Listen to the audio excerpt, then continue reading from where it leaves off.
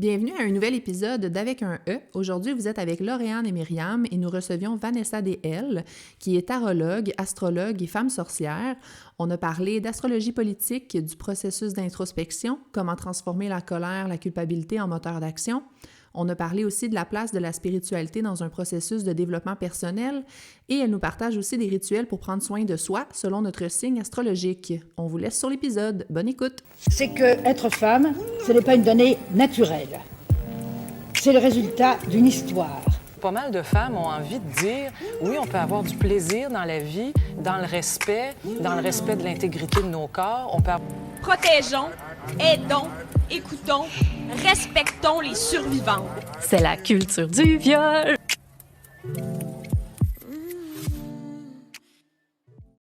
Donc, bonjour. Aujourd'hui, on reçoit Vanessa DL, qui est une femme, qui est astrologue et tarologue de formation. Bonjour Vanessa. Ben bonjour, je suis tellement contente d'être ici en ce moment. Super hâte de vous jaser. Ben nous aussi. Vraiment. Il y a Myriam aussi qui est avec nous. Oui, je vais accueillir tes réponses moi aussi, j'avais très hâte que tu puisses répondre à nos questions. On attendait vraiment, vraiment beaucoup cette rencontre. En fait, écoute, dans notre objectif aujourd'hui, nous, on le sait que tu enseignes l'astrologie, le tarot depuis plusieurs années déjà. Tu fais de plus en plus d'apparitions dans les médias, le L Québec aussi. Dans le fond, nous, ce qu'on souhaite faire aujourd'hui, c'est de mettre l'emphase davantage sur la femme que tu es. C'est sûr qu'on va faire des liens avec ce que tu fais, mais c'est vraiment toi, ta personne, qu'on souhaite mettre en valeur aujourd'hui. Oh là là, mon Dieu Seigneur! Donc, on commence. En fait, question très générale, mais pour ceux et celles qui ne le savent pas, qui es-tu? C'est quoi ton parcours un peu général de ta personne? OK. Parce que quand on pose la question « Qui es-tu? », on dirait que je me ramène dans des formations de yoga où est-ce qu'il faut répondre comme « Je suis poussière d'étoiles » et « Je suis… » tu sais, toutes les choses qui nous définissent. Mais en fait, si je peux parler un peu de mon parcours… mon Dieu, par où commencer? Ce qui est pertinent, admettons, je suis une femme de 33 ans, comme tu l'as dit, je suis astrologue, tarologue, je m'identifie comme sorcière, aussi un mot qui fait peur à quelques-uns et quelques-unes, qui fascine d'autres personnes, tu sais, ça l'éveille plein de genres de réactions, ce terme-là, parce que c'est super chargé dans nos histoires, dans la conscience collective, etc. Puis en fait, mon background est très différent. J'ai pas étudié à Poudlard, malgré ce que certaines personnes pourraient croire. J'ai fait un baccalauréat en études de conflits et droits humains à l'Université d'Ottawa. Puis depuis le secondaire, je dirais jusqu'à la fin de mes études à l'université, puis encore à ce jour, je suis super intéressée par la politique, par tout ce qui a trait aux droits humains, puis à la justice. J'ai vraiment une fibre de justicière en moi. Puis je pense que dans mon travail, c'est toujours un peu le défi que je me donne, tu sais, d'allier un peu ce que je fais à une certaine implication politique, j'ai envie de dire, puis pas politique nécessairement dans le sens où je me présente dans un parti, on s'entend, là, c'est plus dans le politique. Fait que comment est-ce que nos actions personnelles, notre travail intérieur, notre pratique spirituelle aussi peut devenir un allié de notre agentivité dans le monde, dans la société aussi, parce que d'après moi, ils sont vraiment interreliés. Donc, qui je suis? Mon Dieu, j'ai-tu répondu à la question? Je suis même pas sûre.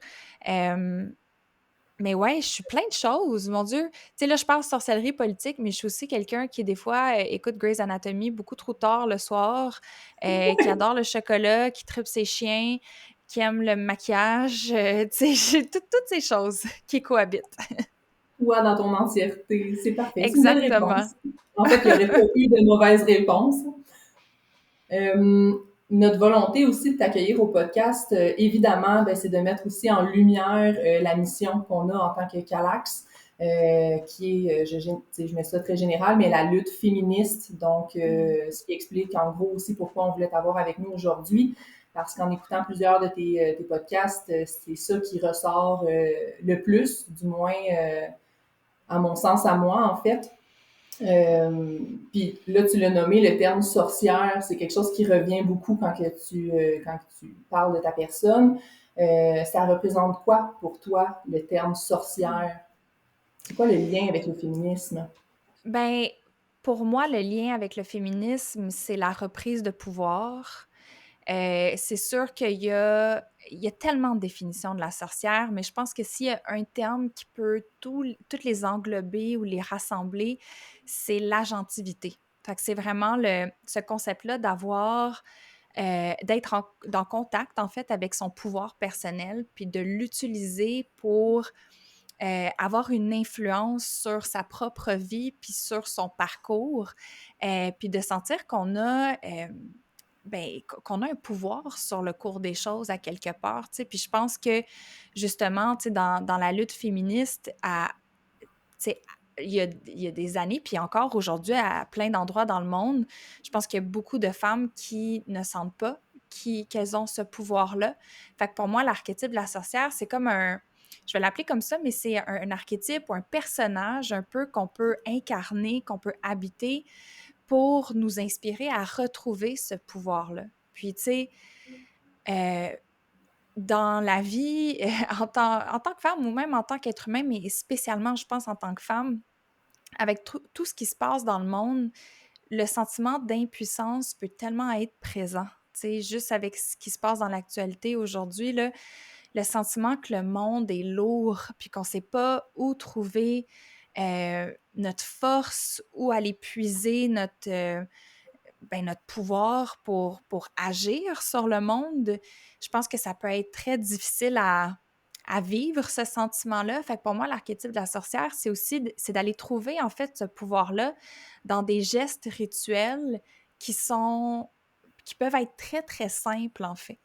Puis c'est aussi de le trouver dans notre connexion à la nature. Tu sais, je dis pas que toutes les sorcières sont nécessairement païennes, c'est-à-dire qu'elles trouvent un peu leur sens de divinité dans leur lien avec la nature, mais j'oserais dire qu'il y a quand même une grande majorité que c'est comme ça qu'elles vivent leur spiritualité. Je pense qu'il y en a une juste assise à côté de moi. Ouais, je vais prendre beaucoup, en fait, la nature, je pense, dans se réapproprier, en fait, qui on est, mais puis peu importe le sexe qu'on est. Mais Absolument. Si on est plus scientifique puis qu'on est moins un peu dans l'ésotérique, il y a aussi quelque chose par rapport aux scientifiques qui a prouvé ça. Fait que je pense que tout se chevauche dans nos croyances, puis l'important, c'est de le mettre plus dans notre vie, là. Oui, puis je pense que, tu sais, autant le terme sorcière peut faire peur parce qu'on s'imagine, tu sais, si moi je m'identifie sorcière, là, les gens s'imaginent que je pense que si je sors mon balai le 31 octobre puis que j'essaye de voler dans le ciel, je pense que je suis capable. Mais moi, c'est pas la définition que j'attache à ce terme-là. Puis la majorité des personnes qui s'identifient comme telles, c'est pas ça non plus. Mais quand tu ramènes la sorcellerie ou l'identité de la sorcière au paganisme, qui est vraiment cette relation-là spirituelle avec la nature, avec ses cycles, avec tout ce qu'elle a à nous enseigner, puis on peut ramener ça à l'animisme aussi, qui tend plus vers les croyances autochtones. Ben, je pense que non seulement ça fait beaucoup plus l'unanimité, qu'il y a beaucoup plus de gens qui peuvent se rallier à ce concept-là, mais j'oserais dire que c'est essentiel pour la suite des choses. Si on voit où est-ce que le monde s'en va, c'est comme on a besoin de retrouver une connexion spirituelle à la nature pour sentir que c'est notre devoir de la protéger, d'en prendre soin, puis de faire des choix alignés avec ça. Fait que je pense qu'on gagnerait toutes et tous à créer ce pont-là davantage. Et puis je pense que, tu sais, pour avoir vu certains des podcasts que tu as faits, tu as cette capacité-là à un peu démocratiser justement ce terme-là. Puis ben, là, j'ai le mot convertir, c'est tellement pas le mot que j'aimerais utiliser là, comme terme, mais vraiment pas, on veut pas convertir, c'est justement ça qu'on veut pas faire, mais de ramener peut-être à l'essentiel de ce que c'est, puis d'arrêter de trouver ça justement ésotérique, de trouver ça sans logique ou quoi que ce soit. Puis je trouve que dans tes podcasts, il y a certaines personnes qui avaient cet esprit-là plus scientifique, qui avaient de la misère à se rallier aux termes qui j'ai l'impression qu'ils se sont appropriés ce terme-là en tant que femme parce que tu es capable d'en parler de façon à rendre ça accessible, à rendre ça dans son essence même, puis pas dans l'espèce de cadre avec lequel on l'a mis, puis qu'on se l'est fait enseigner un peu, malheureusement. Oui, puis tu sais, quand on parle de lutte féministe, de penser à comment ce personnage-là de la sorcière a été démonisé à travers les histoires, à travers le temps, c'est directement en lien avec la lutte féministe, tu sais. Puis je pense que cette réappropriation-là de l'identité de sorcière, de ce que ça signifie, c'est une réflexion un peu de où on en est dans dans notre parcours. Tu sais, je veux dire, c'est pas tout, mais je pense que ça peut être un beau miroir, tu sais, pour faire comme, OK, on avait démonisé la femme vieillissante, la femme indépendante, la femme qui s'appuie pas sur personne d'autre pour exister, qui est là pour son village, qui utilise les pouvoirs de la nature pour guérir. C'était les sages-femmes, tu sais, c'était n'importe quelle femme, la sorcière, jadis, qui avait un pouvoir qui pouvait être confrontant pour l'Église, puis qui pouvait venir défier un peu l'autorité ecclésiastique. Ben là, c'était « Ah, ben brûlons-la sur un bûcher », tu sais. Puis là, bon, là, c'est mon... Peut-être que je m'égare ici, là, mais il y a aussi des livres qui ont été écrits par rapport au fait que surtout pour instaurer un système capitaliste où est-ce que les femmes étaient assujetties dans ce système-là, ben la chasse aux sorcières a été un outil qui a été employé pour apeurer les femmes puis les garder bien contraintes à l'intérieur du foyer, tu sais. Fait que pour moi, la chasse aux sorcières, l'identité de sorcière est directement associée à la lutte féministe. Je sais que c'est pas toutes les sorcières qui le voient comme ça, mais pour moi, être sorcière est un geste politique en soi. Et puis je pense que là, tu sais, on part de la chasse aux sorcières à aujourd'hui, puis tu as bien nommé à quel point c'était quand même une répression de la force féminine, puis il y avait on peut comprendre qu'il y avait quand même une intention par rapport à ça. Puis il y en a peut-être qui le savent pas, mais tu sais, tu es quand même très ouverte sur les difficultés que toi-même tu as vécues, les répressions que tu as pu avoir à travers ta vie. Puis, tu sais, tu as écrit un livre, pour ceux qui ne le savent pas, tu l'as pas Oui, nommé c'est vrai. mais c'est quand même écrivaine, ça fait partie de ton identité, Oui, puis c'est vrai. là. Là, je vais lire un passage du livre, de ce livre-là. Dans ton livre, tu écris « Dans la vie comme sur mon tapis de yoga, l'analyse incessante et la recherche d'approbation diminuaient la qualité de ma présence, inhibaient ma joie de vivre et m'empêchaient d'apprécier le moment. » Donc ça, c'est une réalité que tu as vécue. Puis je peux comprendre que tu l'as vécu quand même pendant plusieurs années. Puis là, on a une femme devant nous qui, clairement, se réapproprie son pouvoir. Puis de quelle façon tu as été capable de te réapproprier cette liberté-là qui est plus visible maintenant? Ben pour moi, il y a eu beaucoup de déconstruction, là. C'est passé beaucoup par déconstruire certaines choses dans ma tête. Puis tu sais, dans le langage de la sorcellerie, on appelle ça du shadow work, fait que c'est du travail de l'ombre. On peut appeler ça de la psychothérapie aussi à certains égards, là. On s'entend, là? Fait que c'est d'aller voir un peu toutes les nœuds qu'on rencontre à l'intérieur de nous, toutes les choses qu'on réprime, qu'on garde à l'intérieur, desquelles on a honte, on a peur. Puis c'est d'avoir le courage d'adresser ces parties-là de nous qui nous effraient, qu'on croit qu'ils sont pas aimables, qui sont pas correctes, qu'on doit changer.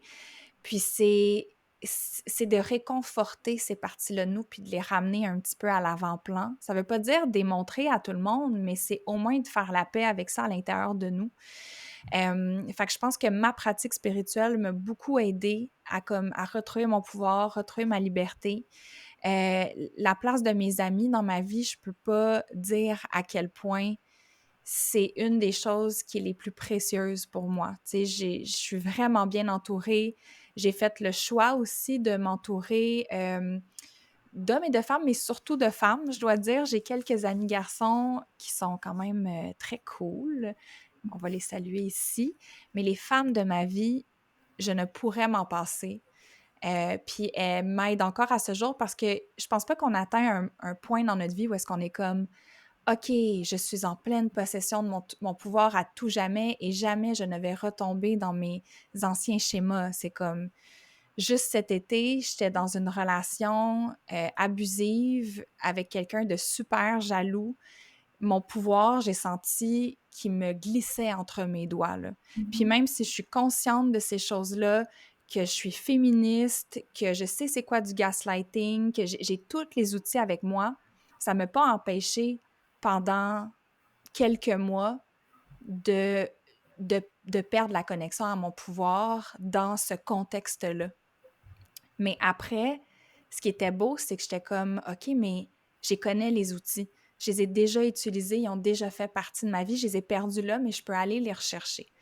Fait que j'ai renoué avec ma pratique de tarot, j'ai renoué avec mes amis, j'ai continué ma psychothérapie, je me suis fait un rituel pour couper le lien, pour laisser aller cette personne-là.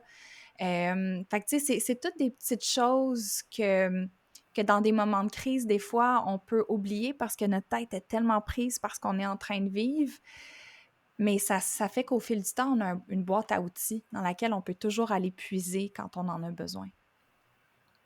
C'est des situations qui sont tellement, c'est tellement insidieux quand ça Ouais. s'installe, que ça prend du temps de prendre le recul face à tout ça, puis de justement aller, le temps d'aller chercher les outils, le temps de s'en rendre compte, le temps de se mettre en action. Donc, ça demande tellement de douceur envers soi-même aussi, mais... Oui, parce que veux pas, après, t'as un feeling de honte aussi, tu sais, de hey, voir que je me suis laissée embarquer là-dedans, voir que j'ai pas écouté les red flags, que tu sais, toutes ces questions-là ou ces sentiments-là qui viennent, puis d'apprendre à avoir de la compassion pour soi-même, mais puis à garder un peu son intégrité là-dedans, à mettre ses limites clairement, à couper les ponts, à revenir à soi, c'est tout un processus, là. Tout à fait. Puis c'est là qu'on se rend compte quand on est bien entouré justement de... Oui, on a des outils personnels intrinsèques, mais quand on a des amis, de la famille sur qui on peut compter, c'est des beaux reflets, hein, des beaux miroirs aussi. Donc, ouais, c'est nécessaire. Écoute, je m'en vais un petit peu ailleurs, mais... Je te suis, allons-y. allons-y. Pour toi, j'avais déjà entendu parler de l'astrologie politique et ça m'avait beaucoup accroché. J'aimerais vraiment qu'on aille en ce sens-là, si tu peux éclairer. Oui, fait que quand on parle d'astrologie, souvent les gens pensent à l'horoscope. Tu sais, c'est bon, qu'est-ce qui va se passer aujourd'hui pour ma journée? Est-ce une journée chanceuse? Est-ce une bonne journée pour moi en amour, etc. Mais c'est relativement récent que l'astrologie est devenue quelque chose de personnel, tu sais, qu'on adapte un peu à nos vies pour nous guider dans nos décisions. Parce qu'à la base, l'astrologie, c'était utilisé surtout par des rois ou des seigneurs pour savoir quand est-ce qu'il fallait aller à la guerre, est-ce que c'est un bon moment pour une conquête, pour un accord de commerce ou peu importe. Fait que l'astrologie, à la base, en ce sens-là, elle est plus politique, tu sais. Puis, bien que la majorité des gens voient l'astrologie comme quelque chose de personnel, encore aujourd'hui, avec l'astrologie politique, ce qui est super cool ou intéressant, je devrais dire, c'est qu'on peut regarder, par exemple, la carte du ciel du Québec. Le Québec a sa carte du ciel, puis on peut regarder quels vont être les mouvements des planètes dans les prochains mois, les prochaines années, pour comprendre c'est quoi l'invitation de notre société, même de notre culture, j'ai envie de dire, ou en tant que nation. Je ne sais pas si c'est le bon mot. Je ne veux pas offusquer personne en disant ça. J'ai pas dit le mot pays, hein, j'ai dit le mot nation. Donc, de voir le Québec en tant qu'entité, c'est quoi l'invitation? Tu sais, où est-ce qu'on a des opportunités de croissance? Où est-ce qu'on risque de rencontrer peut-être des petites frictions? Fait que c'est de dire en fait qu'il y a un lien où on peut faire des liens de corrélation et non pas de causalité. Je tiens à faire la différence ici. On peut faire des liens de corrélation entre les transits astrologiques, c'est-à-dire les mouvements des planètes, et ce qu'on voit arriver dans le monde, puis les nouvelles qu'on voit dans l'actualité aussi. Fait que ça sort un peu l'astrologie de sa petite boîte personnelle, qui a son utilité aussi, puis que j'adore aussi, mais la projeter un peu plus au service du collectif. Chose qui est aussi super intéressant. C'est très intéressant. Il me semble que j'en prendrais encore des heures et des heures. Ah, c'est un rabbit hole, ça. Pour vrai, quand je tombe là-dedans, là, c'est difficile de m'en sortir. comme là, je suis en train de préparer toutes les astrologies, ben pas les horoscopes, mais comme des prédictions un peu pour 2024. Puis là, je suis en train de regarder l'astrologie du Québec, puis où est-ce que les éclipses vont tomber, puis tout ça. Puis là, je retourne dans l'histoire, puis en tout cas, je fais des liens, puis c'est un peu incessant dans ma tête. Dis-nous, est-ce qu'il y a de l'espoir pour les services publics?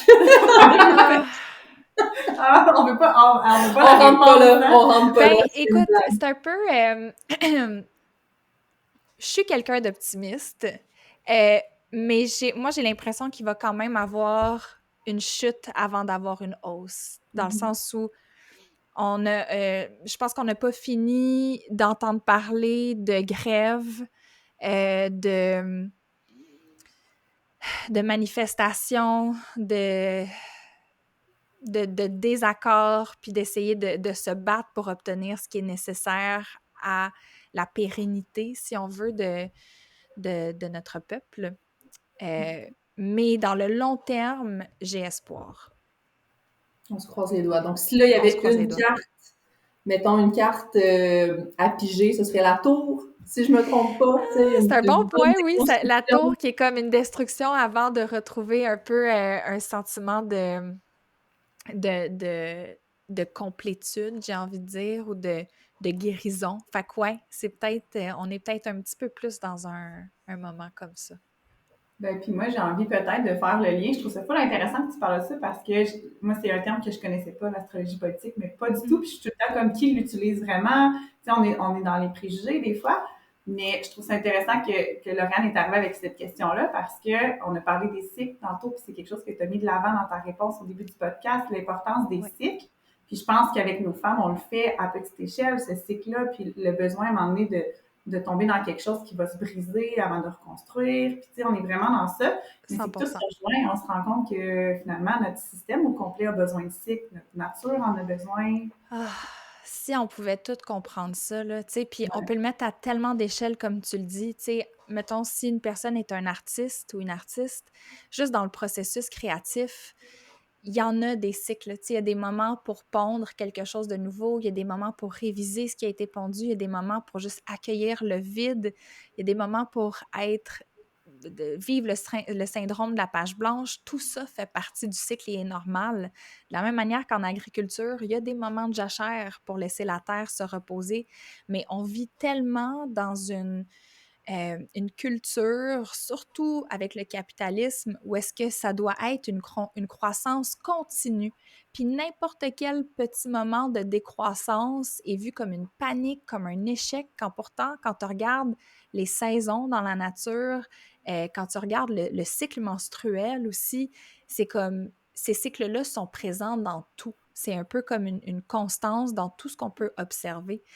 Fait que j'aimerais ça qu'on apprenne à honorer ces phases-là du cycle qui pointent un peu plus vers la décroissance, justement, tu sais. On honore beaucoup la croissance, les moments de célébration, de nouveaux départs, tu sais, mais dès qu'on est dans cette période-là de décroissance, de révision, de lâcher prise, c'est beaucoup moins sexy aux yeux des autres, on va dire, aux yeux de la majorité. Mais je pense que c'est tellement porteur de sagesse puis d'enseignement. Puis tu sais, quand on parle de l'astrologie, c'est une série de cycles. Tu sais, chaque planète a ses cycles. C'est beaucoup plus complexe que les gens qui connaissent pas du tout ça peuvent le percevoir, tu sais. Oui, puis ça répond tellement à un besoin de contrôle, en fait. Tu sais, on se sent en sécurité quand on est en contrôle de notre environnement, de nos affaires. Ça apaise l'anxiété, ça répond vraiment à un besoin de sécurité, puis au contraire, de laisser aller là, puis de faire confiance en la vie, puis en tout ce que ça implique, c'est tellement plus bénéfique. En effet. Puis je pense aussi que l'astrologie peut, tu sais, premièrement, pour moi, c'est un type de spiritualité, l'astrologie, tu sais. C'est pas toujours utilisé de manière spirituelle, je trouve, l'astrologie, mais ça peut l'être quand on utilise l'astrologie pour nous aider à donner un sens aux événements qu'on vit, versus simplement l'utiliser pour des prédictions. Juste ça, tu sais. Puis j'ai rien contre les prédictions astrologiques, c'est juste pour moi, c'est pas nécessairement une utilisation spirituelle de la chose. Puis je pense qu'on est beaucoup déconnecté de notre besoin de trouver un sens. aux choses qu'on vit, tu sais, surtout avec toutes les je veux dire, chaque génération vit ses embûches, là, on s'entend, là, mais je pense que la pandémie a quand même été une embûche majeure vécue de manière collective à travers le monde, et ça, c'est rare, tu sais, qu'on vit quelque chose d'aussi Significatif. significatif et partagé, tu sais. Mhm. Puis, tu sais, c'était quand même un trauma universel, là, on peut le dire comme ça. Euh, Puis, je sens ce besoin-là des gens d'essayer je vais pas dire faire sens dans le sens trouver une raison, mais de voir c'est quoi comment ça peut nous ramener à notre cœur, comment ça peut nous ramener à nous-mêmes, comment ça peut nous aider à retrouver une certaine direction, à revenir vers l'essentiel, à redéfinir nos valeurs peut-être aussi. Fait que pour moi, c'est en ce sens-là que c'est spirituel.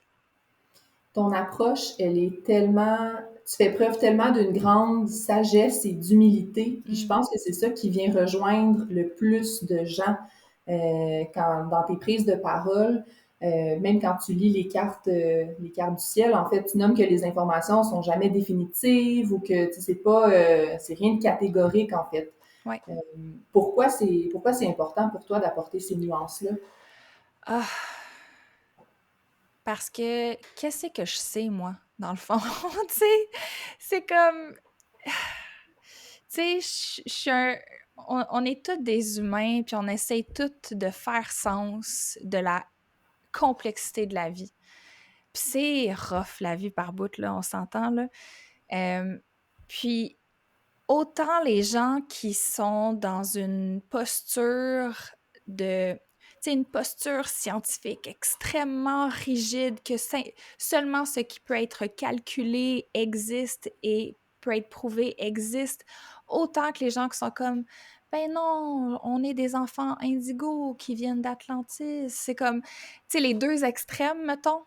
Ouais. Il n'y a pas grand monde qui sait quoi que ce soit en bout de ligne, tu sais. C'est comme, tu sais, je vous avoue, je pense quand même un peu plus vers, beaucoup plus vers la science, on va dire, malgré que je suis astrologue. Mais je pense que trouver l'équilibre entre le rationnel puis l'irrationnel, puis d'accepter avec humilité, justement, qu'il n'y a personne qui a la réponse à tout. Puis, c'est de comprendre aussi tous les biais qu'on a à l'intérieur de nous. Tu sais, moi, si je lis les cartes pour quelqu'un, là, ou que je fais la carte du ciel de quelqu'un, c'est impossible que je me débarrasse de tous les biais que j'ai à l'intérieur de moi. Tu sais, de toutes mes idées préconçues, toutes les choses que je crois être bonnes. Fait que je pense que c'est nécessaire, surtout quand tu viens toucher à quelque chose d'aussi sensible que la vie des gens, tu sais, que les gens te laissent entrer dans leur intimité. La spiritualité, c'est tellement quelque chose de personnel, tu sais, que je trouve qu'il faut faire vraiment attention à ça parce qu'on en a vu des gens que ça leur a monté à la tête l'ego spirituel, puis de dire « Ah, moi, je suis une personne spirituelle et je vais te dire ce qui est bon pour toi car je suis un gourou. » Et tu sais, je voudrais jamais être vue comme quelqu'un qui a la réponse à tout, mettons. Vraiment C'est pas. tellement d'être dans le respect de la vulnérabilité de l'autre aussi. Ben oui. Oui, puis c'est de dire en fait que moi, j'ai vraiment confiance au fait que chaque personne possède en elle-même la sagesse intérieure profonde qui va là ou le guider vers le bon chemin. Puis en tant que pratiquante spirituelle ou enseignante ou peu importe, la seule chose qui est en mon pouvoir, c'est d'essayer de rapprocher les gens le plus possible de leur propre pouvoir, puis de leur donner les outils nécessaires pour faire ce chemin-là eux-mêmes, tu sais. Puis ça passe par, tu sais, mon expérience, mes apprentissages qui a fonctionné pour moi, fait que ça va parler aux gens qui vont connecter avec ça, puis il y a plein de gens avec qui ça connecte pas pantoute, puis c'est super correct aussi, là. Mais puis, je vais faire un lien avec ce que tu viens de dire parce que je trouve ça ultra intéressant. Puis, ça fit full avec ma prochaine question. Tu sais, on est très réaliste. On t'a préparé des trucs. Puis, je veux juste te remercier à la base. Tantôt, tu as parlé quand même d'une de tes dernières relations. Tu l'as fait ouvertement en disant ben je me culpabilisais un peu, tu sais, par rapport à ça, de dire pourtant j'ai tous les outils, puis la culpabilité, c'est quand même quelque chose qui, nous, en tant qu'intervenants dans la réalité du Québec, ce qu'on a à beaucoup, beaucoup travailler avec les femmes, puis de dire, on a ce besoin-là de performer à temps plein, puis même si on a les outils, de toujours être égal, puis de ne pas retomber. Puis là, on a parlé de cycle dans les dernières minutes, puis je suis comme, tu sais, tu as parlé d'accepter le cycle, tout ça, de reprendre son pouvoir. Puis j'ai l'impression que tu me diras que l'astrologie, comme tu l'as nommé, là, c'est de faire un sens. C'est un outil parmi tant d'autres pour faire du sens. Puis moi, j'ai des amis qui étaient très... tu sais, je veux dire, moi, j'avais plus l'habitude de moi-même me tirer au tarot, des choses comme ça, parce que j'ai été exposée à ça plus jeune dans ma famille. J'ai des amis qui sont vraiment plus du côté, tu sais, comme vraiment très scientifique, de je vois pas pourquoi ça me dirait de quoi. Puis avec les années, à force de se parler, bien, on le fait ensemble, les trois. Puis ils sont comme, bien, je trouve ça le fun parce que ça vient juste, et tu l'as nommé à la fin, c'est ça mon lien, c'est que tu as dit, ça vient éveiller quelque chose qui existe déjà, une autonomie, puis un pouvoir qui existe déjà en la femme, qui la connaît juste pas, en fait. Ouais. La réponse est là, mais on a plein de blocages sociaux qui fait, ou pas, tu sais, puis on n'a pas le temps, on prend pas le temps de s'arrêter. Fait que, est-ce que ça serait comme un moment de pause, tu sais, dans les rituels, ce rituel-là, c'est-tu juste ça, au final? Ben, je pense qu'il y a un aspect de pause, définitivement. Je pense aussi qu'il y a un aspect où est-ce que, surtout si on parle du tarot, le tarot est un miroir de notre psyché, de notre expérience, tu sais. Fait que ça vient juste mettre en lumière quelque chose qui est déjà présent à l'intérieur de toi. Puis, des fois, ça peut être difficile de bien le voir comme seul, soi-même. C'est sûr que ça remplace pas une psychothérapie, le tarot, là, on s'entend, là, mais c'est une porte différente pour rentrer à l'intérieur de soi-même. Puis, ouais, je pense tu sais, peu importe c'est quoi l'outil qui parle aux gens, que ça soit tarot, astrologie, des runes, je sais pas moi, des rituels, le yoga, toutes ces choses en même temps, peu importe. C'est comme qu'est-ce que tu choisis comme outil pour prendre le temps de t'arrêter, puis de ramener ton regard à l'intérieur de toi pour te laisser expérimenter ce qui est vraiment vivant en toi. Puis que ce soit le bonheur, la légèreté ou la culpabilité, puis la pesanteur, tous ces états d'esprit-là méritent d'être juste habités. T'sais, ils demandent juste qu'on les écoute, puis qu'on... Tu sais, c'est comme quand un bébé pleure, là, puis des fois, il n'y a pas nécessairement de solution. Tu sais, des fois, un enfant pleure pas parce qu'il a faim ou parce qu'il a soif, peu importe. Des fois, il a juste besoin de présence. Fait que c'est comment on peut s'offrir cette présence-là à nous-mêmes dans tous nos états.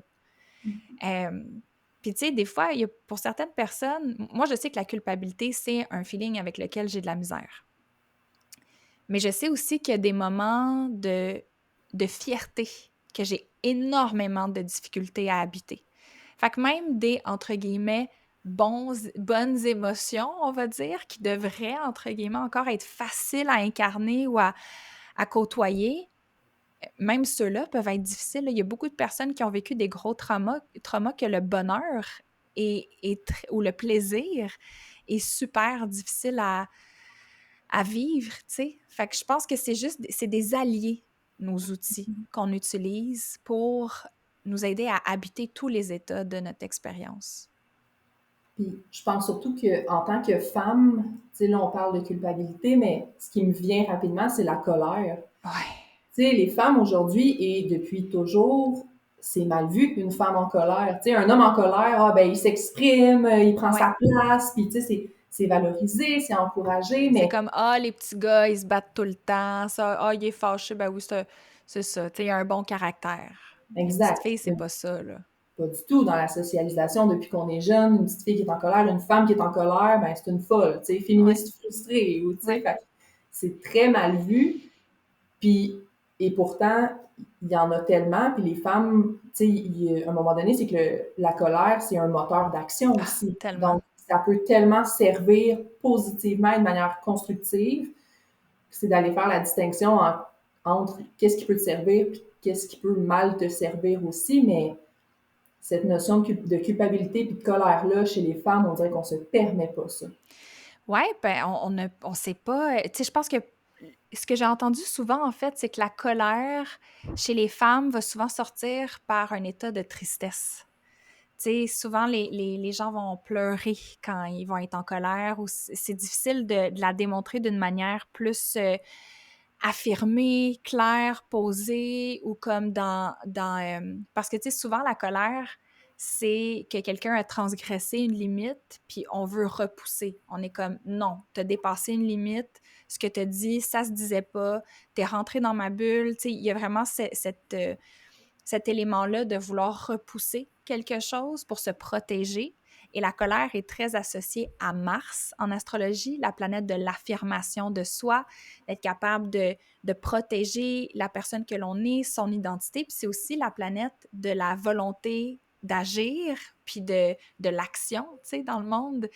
Euh, Fait que je trouve ça super intéressant. Puis pour moi, la colère est devenue, je pense, l'élément qui spark le plus mon désir de faire des rituels. La colère peut vraiment être un vecteur pour passer à l'action, puis que des fois, le petit pas qu'on a besoin de faire, on peut le trouver à travers une action rituelle, tu sais.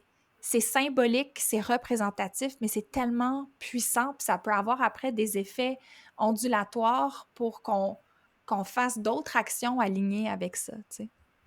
Oui, puis de ne pas se sentir seul dans cette colère-là aussi. Tu sais, Absolument. nous, on organise une marche contre la journée d'action contre la violence faite aux femmes une fois par année, mais de voir les gens qui se rassemblent, il y a des hommes, il y a des femmes, tu sais, il y a de tout genre, puis c'est tellement intéressant de voir que ces personnes-là sortent dans la rue pour se mobiliser, puis de sortir de cet isolement-là, puis de se dire, OK, on se mobilise pour la cause, puis c'est tellement, c'est rassembleur, puis ça donne un sentiment de reprise de pouvoir aussi, là. Je ne sais pas si vous connaissez le livre Rêver l'obscur de Starhawk.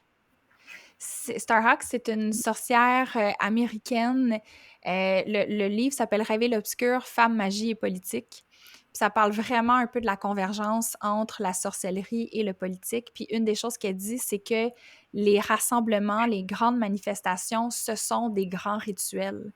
Tu sais, qu'on se rassemble plein d'humains ensemble, que les gens scandent des choses, ils vont jouer du tambour, puis ça fait monter l'énergie, puis tout ça vers une intention commune, qui est exactement la manière qu'on conduit un rituel, tu sais. Fait que pour elle, ces instants-là, ce sont des moments puissants de rituels collectifs, tu sais. Fait que prochaine fois que vous allez faire une marche ou que vous allez à une manifestation, pour peu importe, quand tu le vois comme « OK, je participe à un grand rituel magique ici », là, c'est encore plus cool, me semble. Ben, puis on parlait du fait que c'était dur, la colère chez les femmes, puis je pense Ouais. que tu l'as bien nommé, tu as parlé tantôt de ce qu'était la planète Mars dans l'astrologie par rapport à ça, puis que ça représentait cette mobilisation-là, mais je pense que c'est ça, c'est que c'est notre manière saine, je pense, d'avoir accumulé autant de frustration, puis de pouvoir le ressortir, puis de le ressortir en groupe, puis de sentir qu'il y a comme une force du groupe, là, c'est présent dans n'importe quoi, mais je pense que spirituellement, c'est ça, c'est de dire je suis pas seule, mais les énergies de tout le monde me permettent d'appuyer cette colère-là, puis qu'elle se transmette, puis que je puisse m'en libérer. Absolument. Ben oui, il y a quelque chose qui va être transcendé dans cette émotion-là, tu sais. Ça peut être très nocif de garder ça à l'intérieur de soi, puis de le réprimer, puis d'essayer de le cacher, tu sais. C'est une émotion qui veut juste être exorcisée, en fait. Qui est valide. Oui, absolument. Absolument. Je rentre un peu davantage au niveau de l'astrologie. On n'est pas obligé de faire tous les points, là, tous les signes astrologiques, là, parce que ça peut être interminable, je sais pas trop.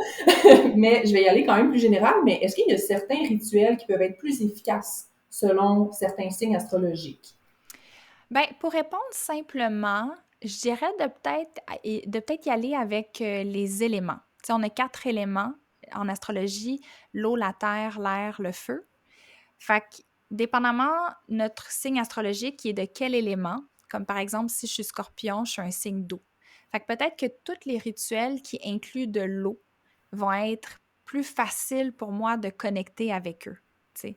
Si, par exemple, je vais les nommer comme ça, si les gens écoutent puis ils se disent, moi, c'est quoi l'élément de mon signe, ils vont le savoir. Fait que si on a un signe de feu, c'est-à-dire Bélier, Lion, Sagittaire, de faire des rituels avec des bougies, un feu à l'extérieur si c'est légal et c'est permis, bien entendu. Ça peut être quelque chose de vraiment intéressant. Tu sais, par exemple, je sais pas moi, t'écris sur un papier quelque chose que tu veux laisser aller, puis tu le brûles à la flamme d'une bougie. Ça peut être un truc. Quand on est un signe d'air, donc Gémeaux, Balance et Verseau, Verseau qui est un signe d'air, n'est-ce pas? Des fois, les gens pensent que c'est un signe d'eau. Ça peut être de travailler avec le chant, avec la voix. Ça peut être aussi d'utiliser le vent à l'extérieur. Ça peut être des instruments musicaux aussi. Fait qu'on est plus avec justement tout ce qui a rapport avec l'élément de l'air. Si on est un signe d'eau, c'est-à-dire Cancer, Scorpion et Poisson, ça peut être un rituel dans son bain. C'est un bain rituel où au lieu de brûler ton petit papier, comme je disais avec les signes de feu, ben, tu peux le flusher dans ta toilette ou le laisser, si ça pollue pas, bien entendu, le laisser aller sur le cours d'un ruisseau. Ou, je dirais plus, quand tu écris quelque chose sur un papier, tu peux le mouiller pour qu'il se désintègre. Fait que ça aussi, ça peut fonctionner. Peut-être mieux que le papier dans le ruisseau. Et finalement, on a les signes de terre qui sont Taureau, Vierge et Capricorne. Fait que ça peut être littéralement, tu sais, avec les plantes, d'avoir les pieds dans la terre, faire un rituel en forêt, tu sais, de plus connecter avec les arbres, la terre, tout ce qui est plus du monde tangible, si on veut. Ça me parle tellement. Ouais. Oui, moi aussi, je comprends aussi des choses sur des habitudes que j'ai qui, dans ma tête, ne sont pas des rituels, mais que tu viens de me faire le lien avec potentiellement que c'est pour ça que je vais bien après ces comportements-là et ces gestes-là, parce que je fais du sens à travers. C'est quoi les vos autres. signes astrologiques respectivement? Moi, je suis Gémeaux. Toi, t'es Gémeaux et toi? Ouais, moi, je suis Sagittaire. Ben, peut-être que tu peux me préciser, professionnel. Je suis le 21 décembre. OK. Donc, je me suis tout le temps dit Sagittaire, Capricorne, mais je pense que de tempérament, je suis un peu plus Sagittaire. Ça dépendrait de l'année. C'est comme d'une année à l'autre, ça peut changer un peu. OK. Fait que tu peux aller voir sur un site internet, tu rentres ta date, ton heure, tout ça, parce que ça peut être d'une heure à l'autre que ça va changer, vu que tu es vraiment comme les fesses entre deux chaises, un peu entre deux signes, on va dire, là. Fait que ça serait d'aller voir spécifiquement à ta date, au moment de ta naissance, si tu es un ou l'autre. Parce que souvent, les gens ils disent « Ah, ben, je suis comme entre les deux, fait que je suis un peu des deux. » Non, non, non, tu es un signe ou l'autre. Moi, je m'identifie beaucoup plus. Sagittaire me parle beaucoup. Les recherches que j'ai pas été aussi spécifique, mais les recherches que j'ai fait, vraiment, ça me décrit parfaitement bien, Sagittaire. OK, très intéressant. Ah, j'aimerais tellement ça. Oui! Mais en tout cas, je sais que des fois, c'est pas très intéressant pour les gens qui me connaissent pas personnellement, puis que, tu sais, à un moment donné, c'est égoïste, là, comme question, puis d'aller creuser, mais... Puis en même temps, ça peut répondre à des questions que les gens ont aussi à la maison, tu sais. C'est comme... Bref. Les gens aiment ça, apprendre à connaître les individus qu'ils écoutent aussi, tu sais. Mais tu vois, tu nommais tout ça, puis tu nommais les rituels vraiment associés à chaque. Des fois, moi, j'ai la conscience, puis tu me l'expliqueras peut-être un petit peu plus, mais oh, je vais faire ce rituel-là, ça va m'apporter ça. Tu sais, comme une espèce de liste d'épicerie, là, de comme si je fais ça, je vais me sentir comme ça. T'es dans le mental. T'es dans le mental, puis on tombe plus dans le rituel, j'ai l'impression, à ce moment-là, parce que ce qu'il faut, c'est qu'il y a une intention en arrière plus que le geste en tant que tel. Mm-hmm. C'est des choses qui vont faciliter, j'ai l'impression, le rituel, qui vont venir plus nous rechercher en tant que personne, mais il faut garder l'intention en arrière de ça. Absolument.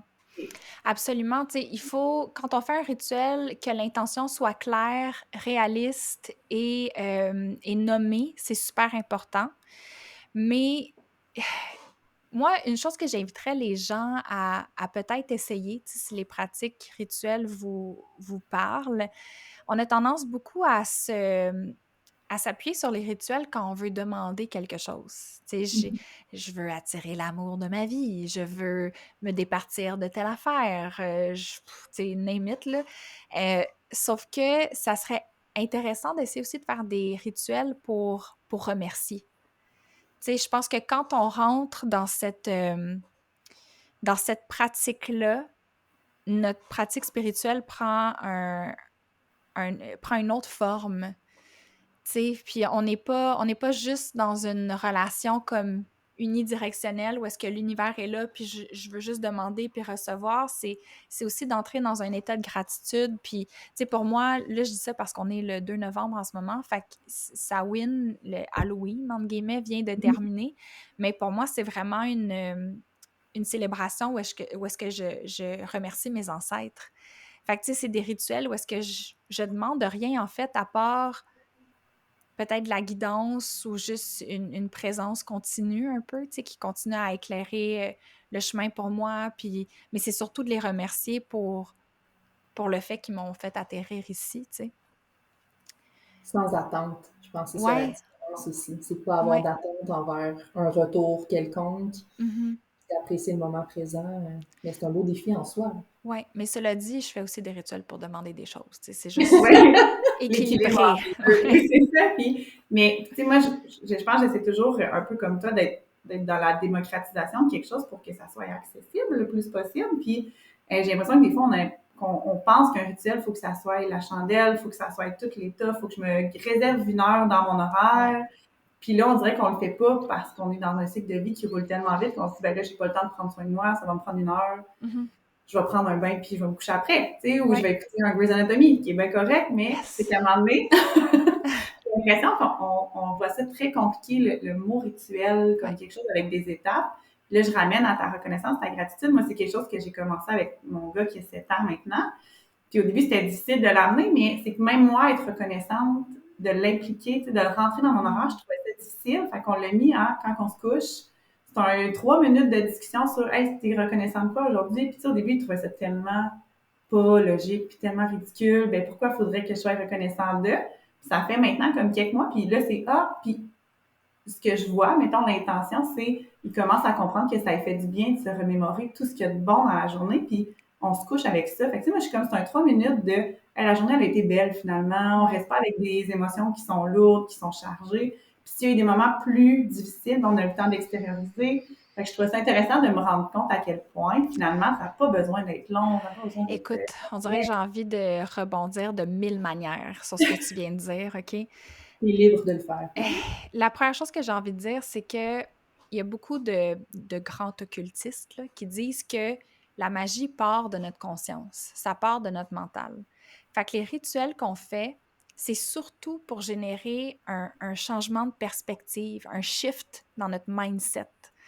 Fait que juste de faire, comme tu dis, quelque chose d'aussi simple que de la gratitude à tous les soirs, tu fais opérer ce changement de mindset-là dans ta tête puis dans celle à ton fils à tous les soirs. Fait que ça part de là parce qu'après, quand on change notre état intérieur, on change ensuite nos perceptions, nos choix, l'énergie qu'on dégage, les gens qui pourraient potentiellement être attirés vers nous. Il y a comme vraiment un effet catalyseur un peu à faire une petite action qui change notre état d'esprit.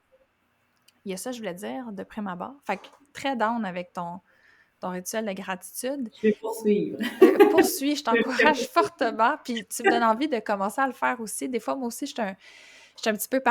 je veux pas dire que je suis paresseuse. Je suis pas paresseuse dans la vie, mais des fois, il y en a juste tellement que c'est comme, hey, je veux juste être à l'horizontale puis penser à rien, tu sais. Je fais un lien, je me permets de te couper, je m'excuse, mais est-ce que tu as l'impression, tu sais, en ce moment, tu es tellement partout, puis je l'amène pas sous le sens péjoratif, au contraire, moi je te suis, puis je suis comme, j'en veux encore, tu sais, mais dans le sens que tu es tellement partout, tu partages tellement tes connaissances et tout ça, est-ce que tu as l'impression de t'oublier un peu là-dedans? C'est quoi ton équilibre par rapport à ça, tu sais, justement, de trouver toi au travers ces pratiques-là? Ouais. Je me garde un jardin secret. Moi, j'ai réalisé que pour que ma pratique reste riche pour moi, puis pour que j'aie quelque chose dans quoi puiser pour partager après, il faut que je me garde une part de ma pratique qui est privée. C'est comme juste, mettons, mon espace sacré que j'ai fait pour Samhain, pour l'Halloween, je ne l'ai pas mis sur les réseaux sociaux. J'en ai pas parlé parce que je veux que ça m'appartienne. J'ai besoin de ça. C'est peut-être mon côté scorpion qui a besoin de de ce côté-là privé pour rester nourrie puis pas juste me déverser complètement, tu sais. Je pense que ça fait encore plus preuve du fait que t'es pas dans l'ego. Tu sais, on est tellement tu sais, au niveau de la société Ouais. de paraître et tout ça qu'on partage tout puis n'importe quoi.